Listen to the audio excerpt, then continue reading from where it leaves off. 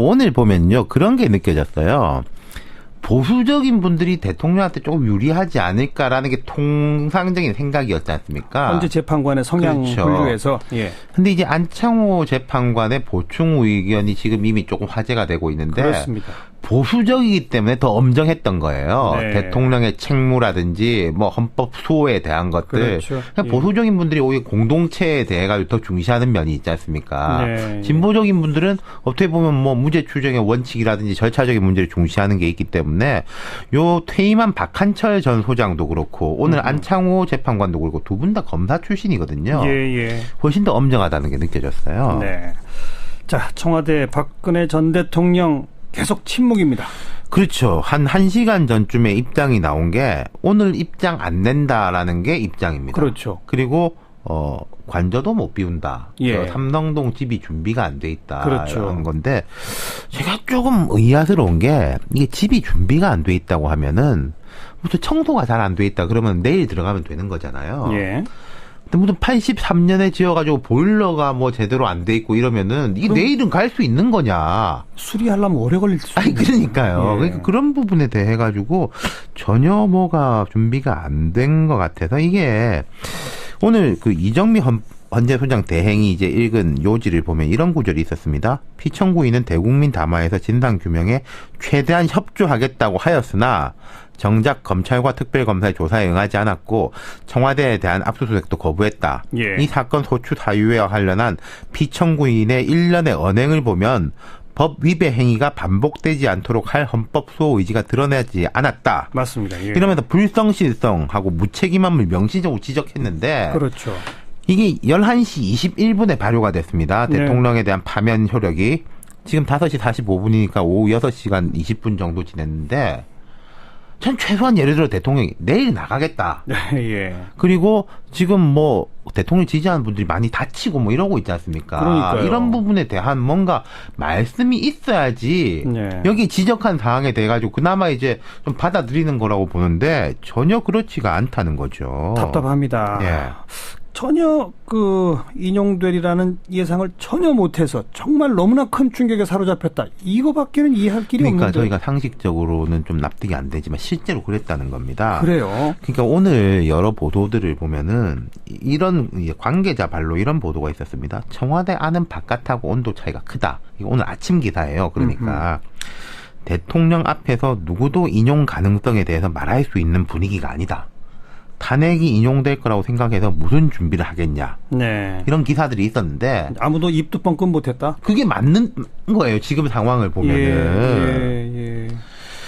참 그러니까 뭐 어제쯤부터 약간 비서진들이 시나리오에 대해서 조금 준비를 해야 되지 않겠냐라는 이제 건의를 했는데 대통령이 한번 지켜보시죠. 근데 대통령이 한번 지켜보시죠라고 하면 그 뒤에는 말을 못하게 돼 있으니까요. 보통 이런 경우에 최소한 A안, B안 입장문이라도 써놔야 되는 거 아니에요? 그렇죠. 그리고 조원진 의원 뭐 아주 열렬 친박이지 않습니까? 예. 조 의원이 이제 정무수석실하고 연락을 해가지고 청와대 들어갔어요. 오후에. 오늘.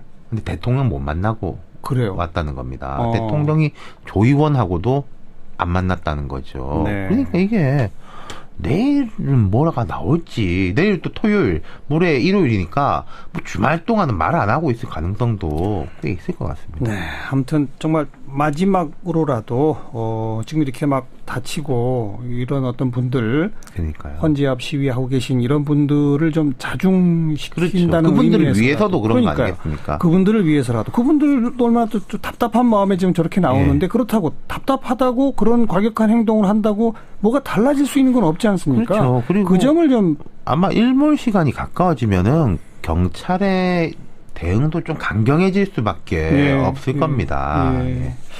참, 그 점 아무튼 박근혜 전 대통령 측에 마지막으로 좀 부탁을 하고 싶고 앞서 5개 정당의 입장은 쭉 들었는데 대선 주자들은 어떤 반응들을 보였습니까? 거의 대동소이합니다. 예. 통합을 강조했습니다. 문재인 전 대표 같은 경우에는 박강원 대변인을 통해 가지고 오늘 우리는 헌법 제1조에 순고하고 존엄한 가치를 확인했다. 이제 나라를 걱정했던 모든 마음들이 하나로 모아져야 한다. 이러고 이제 첫 번째 행선지를 팽목항. 팽목항으로 하더라고요. 그래서 이제 그 아직 미수습 자들 네. 가족들이 있지 않습니까? 그렇죠. 그분들을 이제 위로하고 또 빠른 이제 인양 이런 것에 대한 이야기를 할 것 같아요. 네. 아직 도착하시진 않았고 안희정 지사 같은 경우에는 그동안의 모순과 갈등을 뛰어넘고 모두 하나 돼 새로운 대한민국을 건설해야 된다.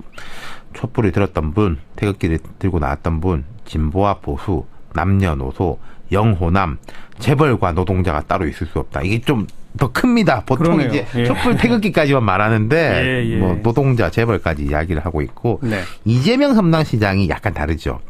위대한 국민이 만든 오늘의 역사를 또다시 미완의 혁명으로 기록되게 할 수 없다. 흔히 4.19를 미완의 혁명이라 하지 않습니까? 그렇죠. 뒤에 5.16 쿠데타 때문에. 예. 그러면서 철저히 청산해야 진정한 통합이 되고 공정한 나라를 만들어야 화합의 꽃을 활짝 피울 수 있다. 네. 이렇게 말했습니다. 통합보다 우선 청산이다. 이걸 그렇죠. 강조. 역시 이재명 시장의 그동안의 어떤 그 스탠스 그대로군요. 맞습니다. 앞으로도 예. 아마 박 전 대통령의 사법 처리 등의 문제에 대해 가지고 제일 강경한 입장을 낼 것 같고 안철수 전 대표는 탄핵은 끝이 아니라 시작이다. 국민의 위대함에 감사하는 한편 상실감을 가진 국민들께도 위로의 말씀을 드린다. 국민의 마음을 하나로 모아서 무너진 정의를 바로 세우겠다.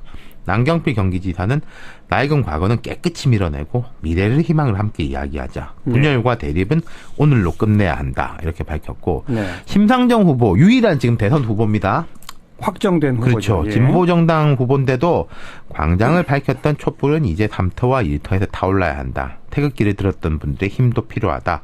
완전히 새로운 대한민국을 만드는데 촛불과 태극기 모두 힘을 모아달라 이렇게 말을 했습니다. 다들 통합해서 미래를 향해 전진하자. 그리고 자유한국당 쪽 관련된 분들은 뭐 입장 내놓은 분들이 없습니다. 홍준표 네. 지사 포함해가지고요. 아직 없어요? 네. 오늘의 이 결정이 대선 국면의 정치권의 유불리 이런 걸 좀 따져볼까요? 그러니까 이제 본인들은 속으로야 계산이 복잡한데 오늘은 그런 이야기 안 꺼내는 분위기예요. 네, 뭐 예. 눈치가 있으면 당연한 거 아니겠습니까? 근데 이제 단순하게 봐도 오늘도 제가 좀 국회를 좀 가봤는데 11시 20분 이때쯤 의원회관 곳곳에서 환호하고 탄성이 탁 예. 탄식이 오갔습니다. 예.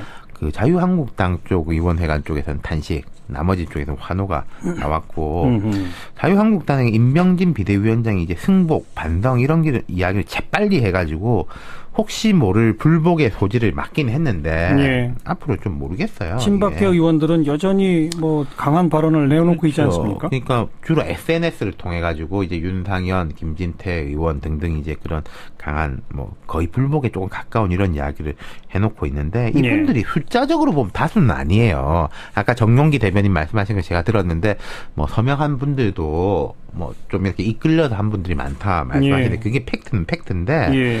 이분들이 바른정당의 표상처럼 돼 있기 때문에 예. 바른정당은 제가 여러 번 말씀드렸습니다만은 내주 초에 뭔가 경랑에 좀 휩싸일 겁니다. 자유한국당? 예. 자유한국당은. 예. 바른정당은 자유한국당이 경랑에 휩싸이는 걸 기대하고 있고 또 추동하겠죠. 네.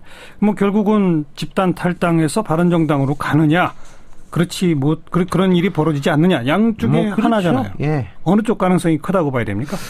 글쎄요, 이게 확 넘어가는 것도 실은 에너지가 있어야지 가는 거거든요. 예. 에너지가 없으면 보통 현상 유지에 대한 에너지가 큽니다. 예. 근데 이게 제 생각에는 계속 현상 유지가 되기는 어려울 것 같다는 생각이 들어요. 뭐 홍준표 지사가 재빨리 출마 선언을 한다든지 황교안 권한대행이 뭐 월요일이라도 사퇴하고 나온다면은 조금 모르겠습니다만은 예. 그러기도 쉽지 않아 보이고요. 예. 그러니까 이대로 있을 수는 없고 그렇다고 나가서 바른정당에 간다고 무슨 뾰족한 그렇죠. 수가 있을 것 같지 않고 네. 고민이 깊어지겠군요. 그렇습니다. 상대적으로 야권 쪽은 아무래도 탄핵 인용을 했으니까 좀 더 유리해지는 건가요? 뭐 여러 주자들이 다 자기가 잘 될 거라고 그래요. 비공식적으로는. 근데 이제는 민심이 복잡해지고 프레임이 정권 교체해서 그 이상으로 바뀌게 됩니다. 분명히. 예. 지금까지 뭐 잘못된 게 있으면 빨리 이제 탄핵 한 다음에 이야기하자. 뭐 박근혜 전 대통령 문제다 이랬지만은 이젠 그게 안 통하지 않습니까? 예. 자, 민심이 이렇게 될 겁니다. 박 전 대통령에 대한 수사도 철저히 해야 되고 그런데 국민 통합도 해야 되고 국민들이 피로감이 상당히 높기 때문에 이제는 또 안정도 찾아야 되고 네. 안보도 중요하고 경제도 중요하고 얼핏 보면은 상반될 수 있는 요구들이 이제 막 불거져 나올 거란 말이죠. 그렇죠.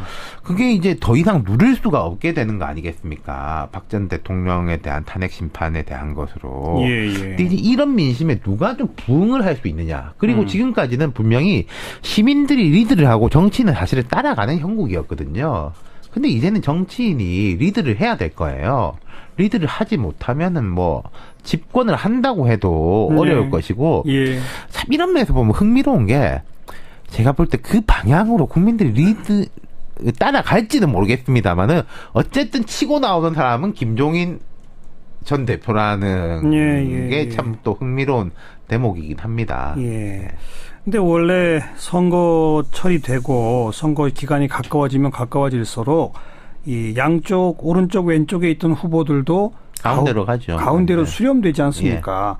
그동안 우리는 이 탄핵이라고 하는 아주 엄중한 상황이었기 때문에 좀 양갈래로 좀 멀어지는 원심력 같은 게 있었다면 이제 선거 국면이 되면 다들 또 가운데로 온 거란 말이에요. 그렇죠. 다시 말하면 더불어민주당의 후보들 중에 누가 후보가 될지 몰라도 지금보다는 조금 더 중도 통합적 발언들을 많이 하게 될 것이고 그게 결국은 개혁을 하되 안정 속에서 안보도 지키며 뭐 이런 식으로 가지 않겠어요? 그렇죠. 이게 심지어 그러니까 아까 제가 소개드렸지만은 진보 정당인 정의당의 심상정 후보도 촛불과 태극기가 함께 힘을 모읍시다. 뭐 그렇게 있는 상황 아니겠습니까? 그럼 이제 말씀하신 대로 가운데서 경쟁이 많이 벌어질 건데 하나의 변수가 황교안, 홍준표 자유한국당에 이제 원래 좀 강한 분들 이분들이 조금 어떤 선택을 하느냐 정도가 이제 변수일 수가 있겠죠. 홍준표 지사는 지금까지 최근 행보로 봐서는 나올 뜻이 있어 보이죠.